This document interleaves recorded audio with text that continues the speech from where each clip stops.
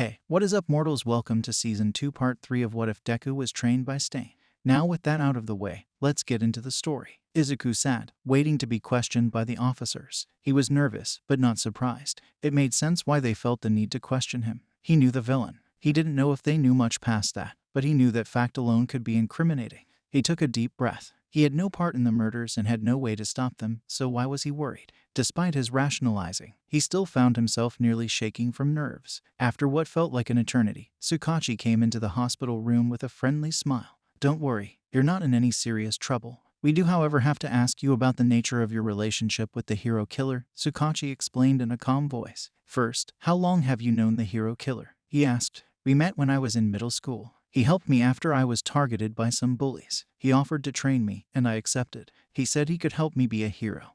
And that was all I had ever wanted, Izuku answered honestly. He had no reason to lie. It would just dig him into a deeper hole. Did he ever share his plans to kill heroes with you? The detective asked. No, I don't think he had thought to do so until recently. He always had very firm beliefs, but he never talked about taking it that far, Izuku responded. Great, just one more question and then you should be good to go. Are you in any way still in contact with the hero killer? Tsukachi asked. No, Izuku said calmly. He didn't want to lie, but he knew if he was honest they would use him to track down his mentor. He was aware that the things Stain had done were wrong. However, he also saw that something in the man had changed during their fight. Stain's ideals weren't wrong in the slightest. They were just dangerous when taken to extremes. He could do great things if he changed his approach, but he wouldn't get that chance if he was rotting in a prison cell. He knew Tsukachi could tell something was off, but he didn't question any further. He instead sent Izuku away, telling him to be more careful in the future. When Izuku returned to school, he was met with the news that it was time for the final exams. Izuku had forgotten, in all honesty. It had been a chaotic first term and his recent run-in with Stain had made him forget about his upcoming exams. It seemed he was not the only one.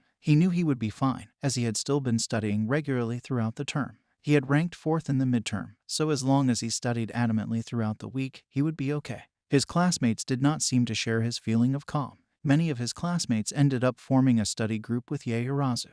That week the whole class studied harder than they thought they could. By the time the written portion of the exam came, everyone seemed much more relaxed than they had the previous week. The test was difficult, but Izuku hadn't expected any less. The exam days seemed to fly by. He felt fairly confident when he turned in his test. He breathed a sigh of relief. Now all that was left was the physical portion of the exam. He heard from a fellow student that the exam this year would be similar to the entrance exam, consisting of fighting giant robots simulating villains. This eased Izuku's nerves. He did fairly well in the entrance exam, scoring 2nd overall, so this would not be much of an issue. He came to school that day feeling prepared, but that feeling quickly faded when he saw a group of UA teachers standing to greet them. Before we get back into the story, I would like to say that we've got a second channel called Anime Deep Dive. Anime Deep Dive goes over the hard facts of the anime presented. If you are interested in content like this, please go check the description below or click the eye icon in the top right corner. Now with that out of the way, let's get back into the story. His whole class seemed confused. Finally, Gyro spoke up, asking about the teacher's presence. Principal Nedzu appeared and began to explain the situation to them.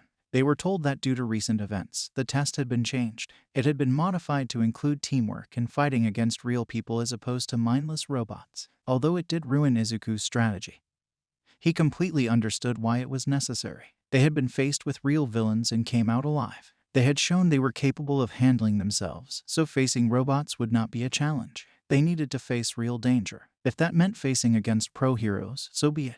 They were told they would be in teams of 2 that were assigned to a specific hero. The first team would be Yaoyorozu and Todoroki against Aizawa. The next team announced was Bakugo and himself facing All Might. He was hit with a ball of nerves. He thought he would be prepared for whatever he was faced with, but this would be near impossible. He would need to work out a strategy, and there was no way Bakugo would be willing to listen to him. Even without that, he was facing the #1 hero. They may have the same quirk, but All Might had years of experience with it. He knew there had to be a way to win, but seemed far out of his reach. As he had expected, Bakugo refused to formulate a plan with him. He ultimately decided to watch the other matches. If he couldn't strategize with his partner, he could at least pull ideas from others. He knew the teachers would not be using their full power, but All Might was still All Might. He knew how to use his power even when disadvantaged, and he knew Izuku. He had seen him fight and knew how he used One for All. He realized these matches were made to target students' weaknesses, and in order to win they would have to acknowledge and account for these weaknesses. His classmates all did very well, with only a few failing the exam, and even then they didn't fail spectacularly. Soon enough it was his turn. He got prepared and headed to the exam site. Bakugo paid him no mind and kept walking forward, anger in his eyes. Izuku knew he wouldn't be able to pass if they went on like this. He had to say something. Kaken, listen. For this exam, the teacher is the villain and we're the heroes, so we need a solid plan. Normally, I'd suggest we'd analyze the villain's combat ability and choose to fight them or run away based on that. But in this case, the villain is All Might, so we don't need to think about it since combat is out of the question. It'd be impossible to beat him in a fight, Izuku explained calmly. He knew what they needed to do. He just had to show Bakugo that as well. Stop following me, Bakugo snapped. Izuku knew that he wasn't going to get anywhere if he just tried to keep explaining. He had to explain it to Bakugo in a way he'd understand. Look, I know you want to be the best, but sacrificing your future over a petty grudge isn't going to do anything. Real heroes don't care about themselves, they can't. They care about saving others. They know that's what matters. If you keep pushing others away and refusing to accept help from others, innocent people are going to get hurt. You can't be a hero for yourself. You have to be willing to sacrifice things to help others. That includes your pride. Plus, if you don't work with me, we're both going to fail, and we'll be that much further from being heroes. Is that what you want? Izuku said with passion. He had to say something. He couldn't let Bakugo keep acting like this. If he did, there would be even more corruption in hero society. Izuku couldn't risk that. He had to say something, even if it meant pissing off Bakugo. You have no idea what you're talking about, Bakugo responded, venom in his voice. I do. You have spent your entire life putting others down because they aren't as strong as you. What kind of a hero would do that? Heroes are supposed to build others up, give them hope and comfort. All that you do is tear others down to build your ego. That doesn't sound like a hero to me, Kaken, Izuku explained. The students in Wano were shaken by his words. None of them had ever seen Midoriya do anything like that, especially not to Bakugo. They all thought deeply about what they said. They all knew Bakugo would never be a traditional hero, but they'd be lying if they said they had truly thought about the danger his actions could cause. All four of them pondered what Izuku had said. Ada especially took it to heart. He had been so focused on revenge before that he lost sight of everything it meant to be a hero. He hadn't thought about how his actions would affect others, and because of this, his friends had been injured. Uraraka was also touched by his words. She had always known Izuku had a great goal and always strived to help others, but she hadn't truly seen how strongly he felt about saving others until then.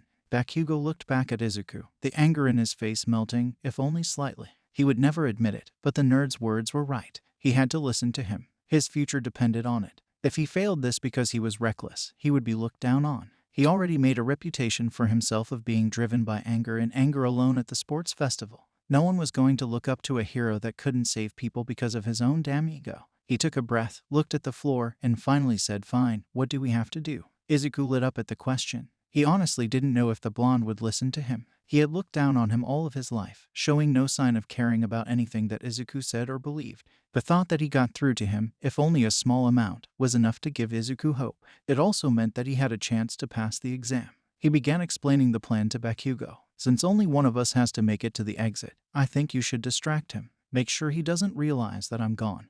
Or at the very least make sure he can't get to me. If he ends up catching me, I need you to get to the exit as fast as possible, Izuku explained. Bakugo reluctantly nodded. Soon enough All Might appeared before them. You distract him, I'll try to find a way to sneak up on him, Izuku said. He tried to be quiet enough that it would seem like a whisper, but loud enough that All Might would hear them. He then ran to the side, hoping to hide the fact his ultimate goal was the exit. He was banking on the fact All Might would know Bakugo would never want to win by running from a battle, even if it was someone else doing it.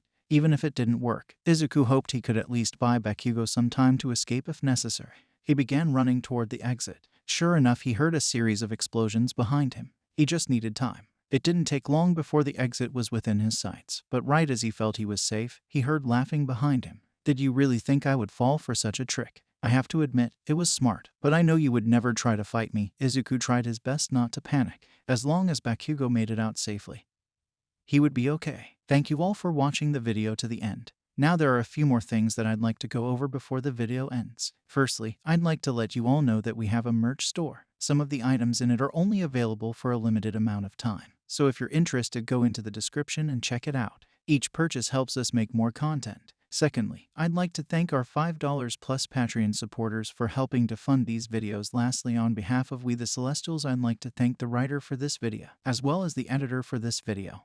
Their details will be in the description. If you're a voice actor, editor, or writer, or you're interested in becoming one of those, go to the Discord that is in the description of this video.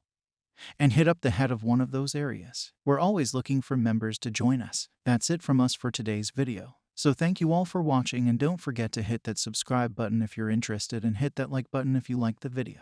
Until next time, peace out mortals, have an amazing day.